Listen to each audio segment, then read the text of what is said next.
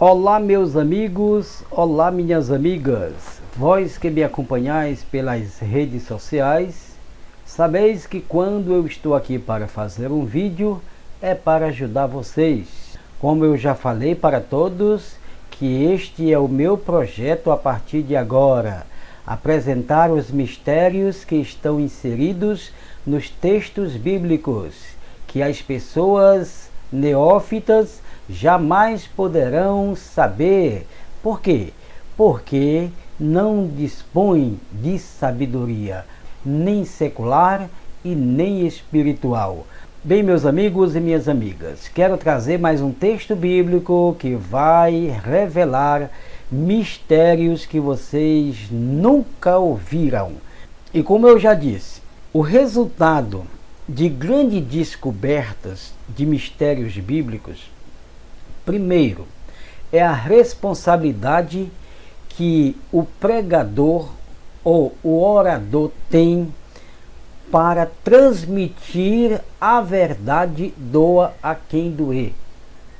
Segundo, o pregador, o leitor, ou então aquele que transmite a mensagem do Evangelho, tem que ter consciência de que está falando de Deus, do Eterno, na presença do Eterno. Se ele não tiver essa consciência, ele está passivo à mentira e ao engano. Terceiro, é preciso que o leitor, que o pregador, tenha conhecimento de noção de hermenêutica ou exegese bíblica. Senão, ele não vai ter condição de extrair de um texto bíblico a verdade que está contida nele. É isso. E então eu quero trazer para vocês a verdade, doa a quem doer. Vamos começar pelo João capítulo 3 e verso 16. Automaticamente você poderá até dizer, mas Ivan, João 3,16? Todo mundo já sabe, não existe mistério neste versículo. Ah, meu amigo, e como existe? Eu vou falar para vocês o grande mistério que está aqui dentro e que vocês não sabem. Sabe por quê? Porque os pregadores não te deram oportunidade para você saber. Por que você não sabe? Porque aquele que pregou para você também não sabe. Então eis aí o grande problema. Se você não for realmente uma pessoa responsável por aquilo que você está lendo, sabendo que você está lendo um livro enigmático, um livro de mistério, não é um livro comum. As Escrituras são inspiradas pelo Espírito Santo, então não é para todo homem entendê-las, mas somente aqueles a quem o Pai agraciou para levar ao verdadeiro conhecimento aos que precisam ouvir.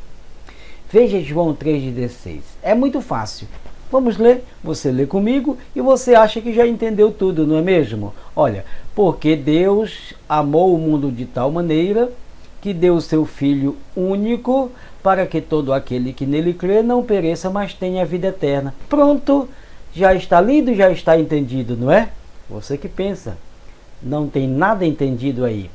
Por exemplo, as nações cristãs pregam uma mentira desgraçada com base nesse santo texto. E eu vou dizer a vocês, eu vou revelar para vocês a mentira que é extraída desse texto bíblico que tem contaminado o mundo todo com essa maldade extraída desse texto. Sabe o quê? Quando eles leem o texto João 3,16, eles aplicam a uma ideia maldita de que o texto está dizendo que Deus ama os pecadores, que Deus ama a humanidade, que Deus ama os homens. Isso é uma mentira mirabolante.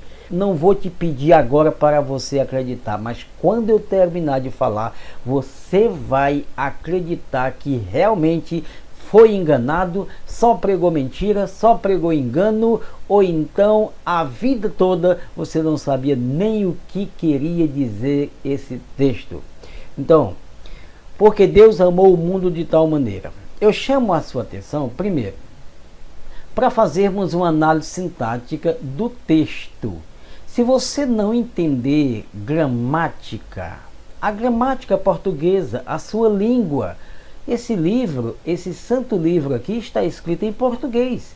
Se você não conhecer a sua língua, seu idioma, como é que você vai interpretar um texto que é, além de tudo, enigmático e você, nem a língua sua, você entende?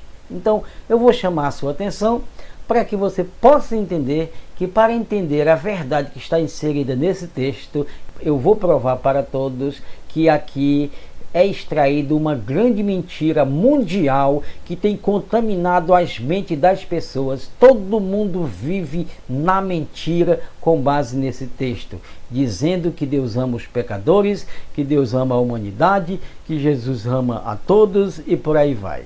Vamos ver. Porque Deus amou o mundo de tal maneira que deu seu Filho unigênito. Olha bem, se nós não soubermos fazer análise desse texto, gramaticalmente, nós não vamos chegar a um denominador comum. Porque Deus amou o mundo de tal maneira que deu o seu Filho unigênito. Vamos primeiro fazer análise porque Deus amou o mundo. Então vamos fazer uma análise do texto e extrairmos a verdade contida nele. E você verá que o que pregaram até hoje para você não passa de engano.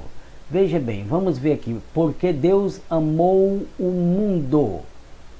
Porque Deus amou o mundo de tal maneira que deu seu Filho unigênito. Até aqui.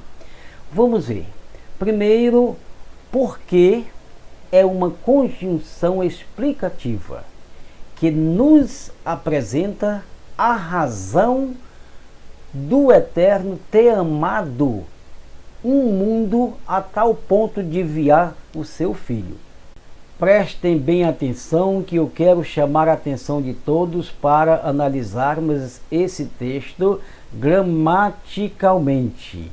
Eu acredito até que aqui nesse texto nem precisa nós usarmos a força espiritual para derivarmos a verdadeira mensagem que está aqui, mas que precisamos de conhecer um pouco da nossa língua, da nossa gramática. Veja bem, porque é uma conjunção que explica a razão do Eterno ter amado de tal forma esse mundo. O mundo é isso aqui, ó. O mundo que você pensa e alguém te falou que é humanidade, e não é. Falaram isso na forma de enganar vocês. Mas você vai saber que mundo é esse quando você analisa o verbo. Olha aqui que o verbo está no passado perfeito.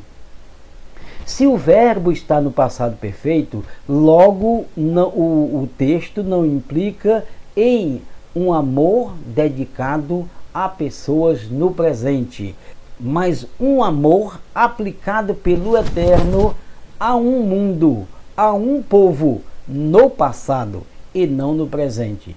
Porém, os pregadores, quando lêem esse texto, eles enganam as pessoas dizendo que Deus ama os pecadores, esquecendo de que o verbo não está no indicativo presente, mas está no passado perfeito. Então eu vou explicar a vocês. O mundo que ele amou está aqui. Esse amor foi um amor metafísico extraordinário, a ponto de ninguém do mundo, na sua forma natural, entender o valor desse amor. Mas nós, os verdadeiros emissários do Eterno, entendemos a forma do seu amor e sabemos quem ele amou e que mundo é esse que o Eterno amou de tal maneira a ponto de dar o seu Filho por ele.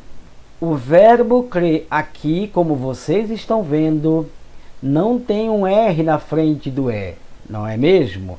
Então, se ele não tem um R, ele está no indicativo presente. Em todas as Bíblias vocês vão ver isto. Está no indicativo presente.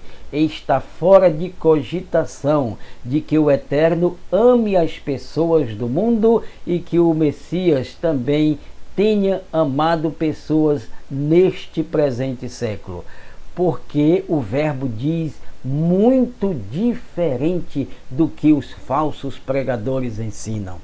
Olha, o verbo crer indica escuta.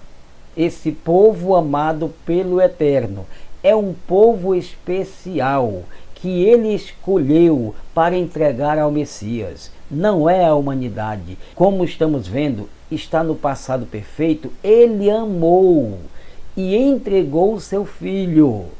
Então, que povo é esse que ele amou, que aqui está denominado como mundo? Esse mundo que ele amou está em Deuteronômio capítulo 14, verso 1 e 2. Vamos ver? Deuteronômio capítulo 14, verso 2. Olha o que ele diz. Porque és povo santo ao Senhor teu Deus, e o Senhor te escolheu para lhe seres o seu próprio povo, acima de todos os povos que há sobre a face da terra. Este povo é o povo que o Eterno amou e entregou seu filho. Quer mais prova disso? Então vamos ver que esse mundo amado pelo Eterno é um povo que ele escolheu para o seu filho. E sabe onde está mencionado sobre esse povo? Vamos ver em Apocalipse, capítulo 7. E todos vocês que já leram a Bíblia sabem o que está escrito, que o Eterno escolheu de cada uma das 12 tribos de Israel 12.000 homens escolhidos que foram nomeados pelo Eterno como santos e servos para ser súditos do reino do Messias. Apocalipse capítulo 7 está escrito. Olha o que diz o verso 4. E ouvi o número dos que foram assinalados com o selo, 144.000 de todas as tribos dos filhos de Israel. De todas as tribos. Eles escolheram 12.000 homens. Você que é inteligente sabe muito bem o que eu estou falando. Você sabe que Isaías diz que o Eterno escolheu 7.000 varões que não se curvaram a Baal. Esses homens escolhidos que não se curvaram a Baal, que não se contaminaram com a Babilônia, são exatamente o mundo que ele amou e entregou ao seu filho. Quer mais prova disso?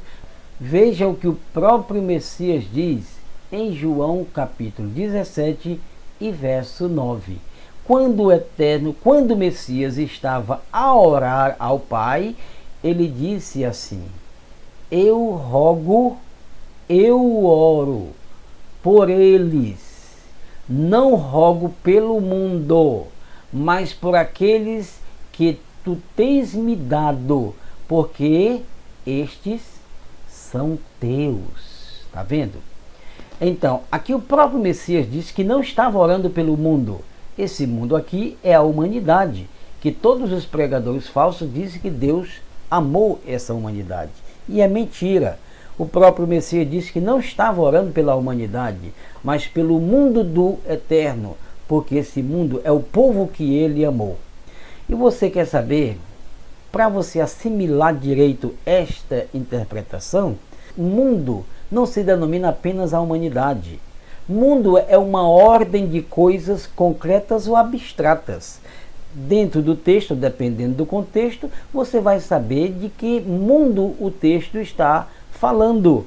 Então aqui em João capítulo 3 e verso 16, o mundo referido aqui é o mundo amado pelo Pai, que é o seu povo escolhido. Esse povo que ele amou e deu seu filho para que todo aquele que nele crê não pereça, mas tenha a vida eterna. Antes de mostrar a mentira que os pregadores forjam dentro desse texto, eu quero continuar explicando a vocês o que significa a vida eterna dentro desse contexto. Infelizmente, os pregadores, por não terem conhecimentos espirituais, muitos se estribam porque são teólogos, porque são sábios, porque são intelectuais e acham que sabem alguma coisa, mas não sabem absolutamente nada sobre os mistérios do eterno. E eles se equivocam muito quando pregam sobre vida eterna e salvação. Eles misturam tudo. Vida eterna e salvação para eles é a mesma coisa. E não é. A vida eterna é um plano predestinativo do Pai, está em Romanos capítulo 6, verso 23. A vida eterna para aqueles que ele escolheu viver. Quanto à salvação, é o segundo plano do eterno no seu Filho para o seu reino milenar.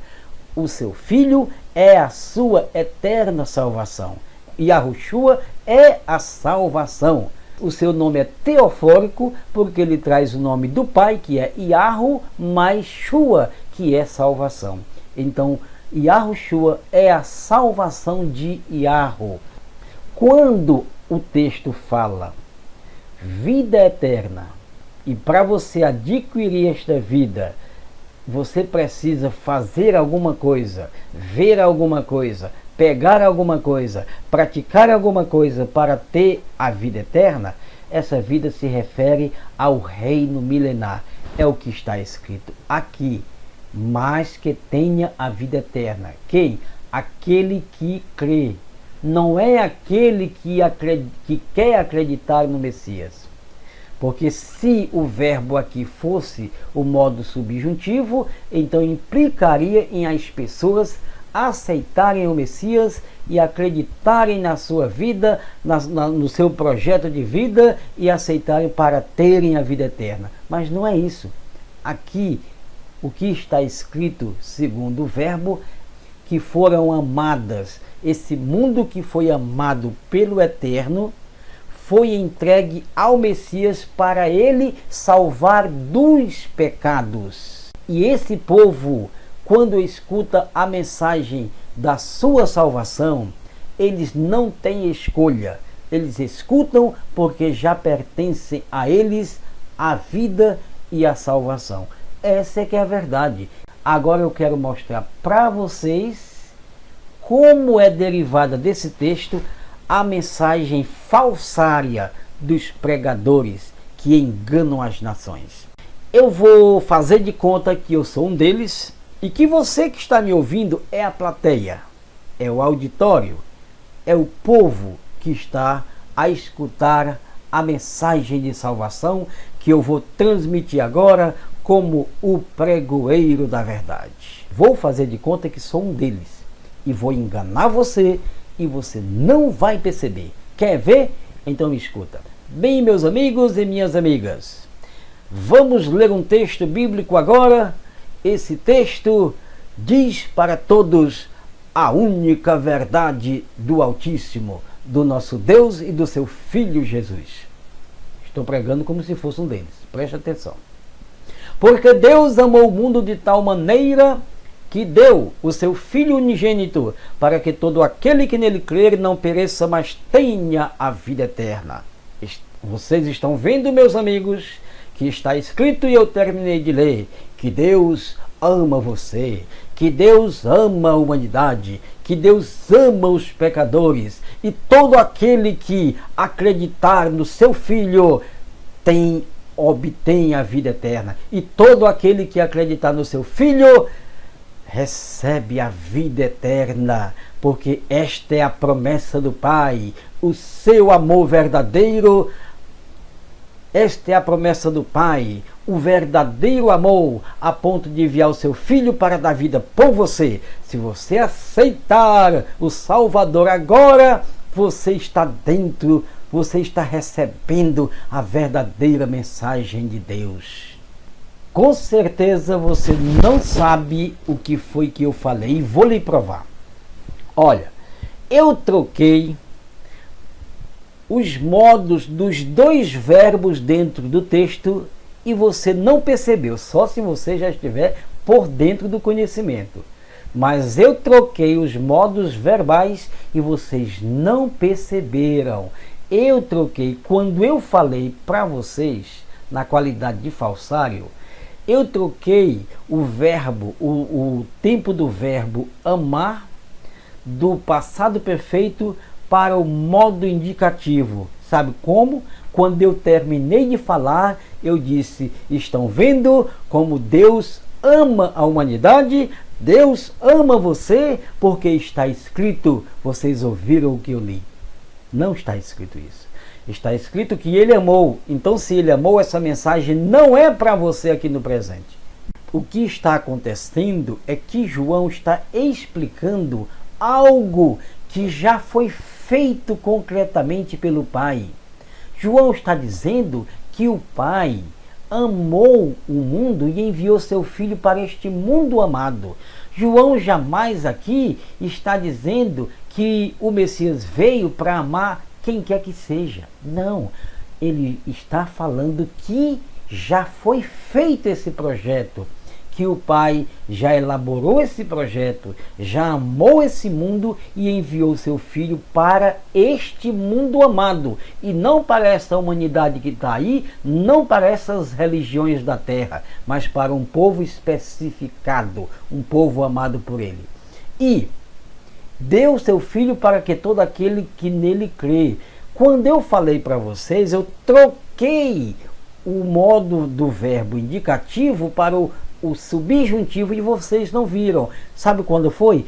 Quando eu falei que você poderia aceitar a salvação, o Messias, a vida, no momento em que você quiser.